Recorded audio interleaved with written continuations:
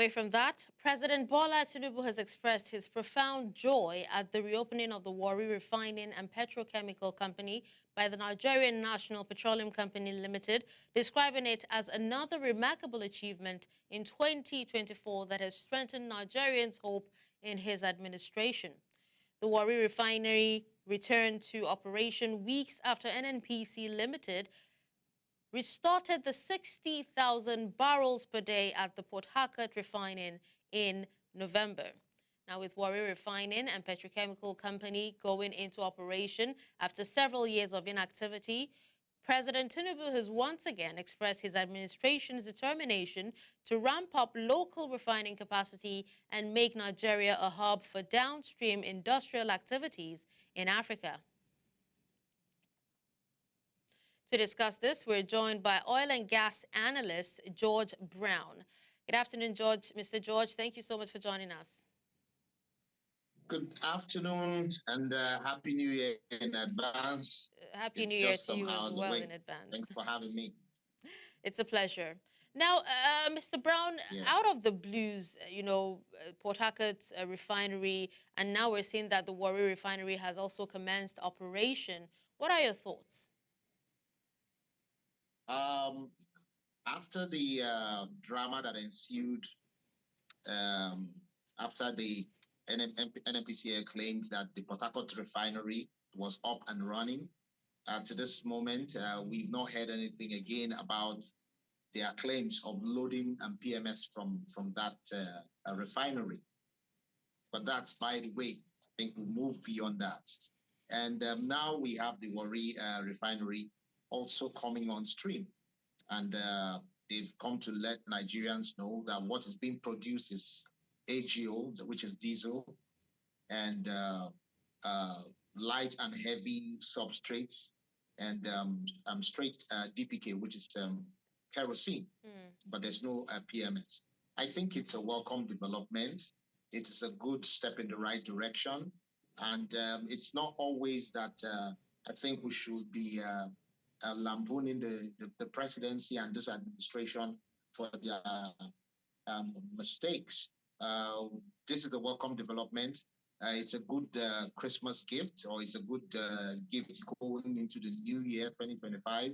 And we hope that it will not end like what we had in Port Harcourt. And I think there is a pertinent point that needs to be made here. And that fact is, for decades, all the refineries in the country went comatose. They were not functioning.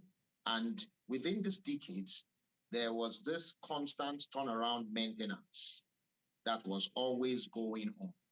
And whenever this maintenance exercise is about to be carried out, it becomes news. It becomes a news item. And all these years that those activities were going on in all the refineries, yet those refineries were not producing anything in those decades. It means people have to answer. People have to answer for where those resources, those monies that were spent went into. I think people need to answer.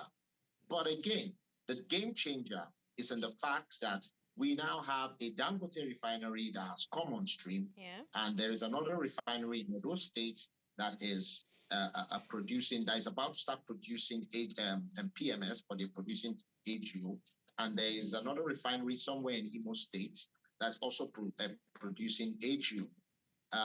With all this, it means that the country is departing from a net exporter of crude oil by ramping up production locally or domestically, so that we can begin to enjoy the benefits of refining the products from our own crude oil that we produce. So the NNPC... Well, that's actually the bane there. You know, we can begin to enjoy the benefits.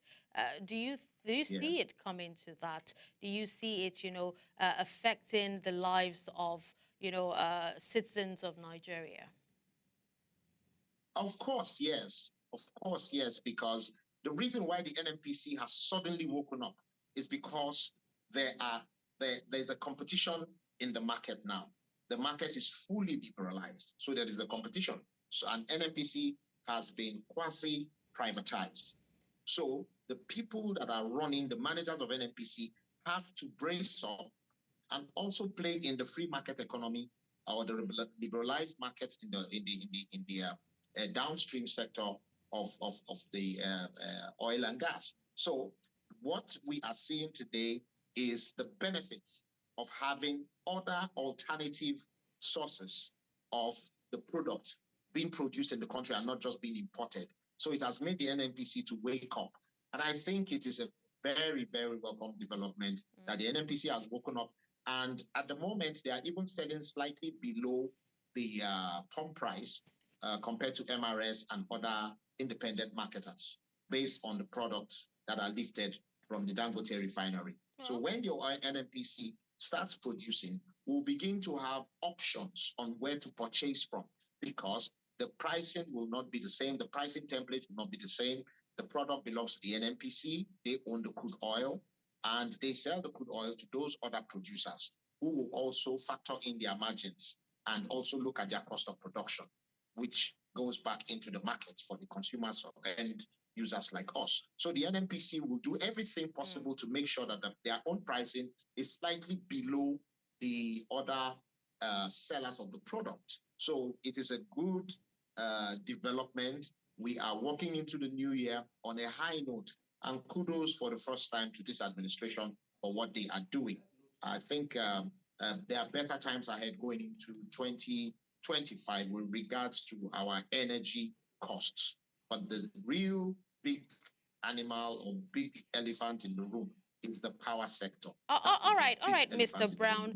Now we agree that this is no doubt, good news. But what do you think that, what can this administration or what is this administration doing differently, to revive these moribund refineries that past administrations could not do? Okay, for the records, this administration has not done anything extraordinary. The contracts for the rehabilitation of the Port Harcourt refinery and the Warri Refinery was not awarded by this administration. These contracts were awarded by the previous administration. So I suppose that what this administration only did was to, give matching orders to Melekari, the group managing director of NNPCL, instructing him on what is expected, what are his deliverables. Because it appears that in the past, he had no KPIs, he had no deliverables, he was not held responsible for anything. And that was why he kept on giving dates and shifting dates and giving dates and shifting dates. But with this, now, I think we will now start looking at the Kaduna refinery, if that will ever be able to work, because the pipelines that are supplying crude oil from the Delta, the Western Delta, which is in Delta State, down to Kaduna, has been ruptured in too many places. So I don't think there will be a feedstock going into that refinery at the moment. So there is nothing extraordinary that this government has done. The government has just simply told the group managing director of NNPC that look at your KPIs, you should be able to start producing, or we'll show you the way out. And I think that is good for competition. Okay. Now, thank you so much, Mr. George Brown, for joining us and speaking to us on this.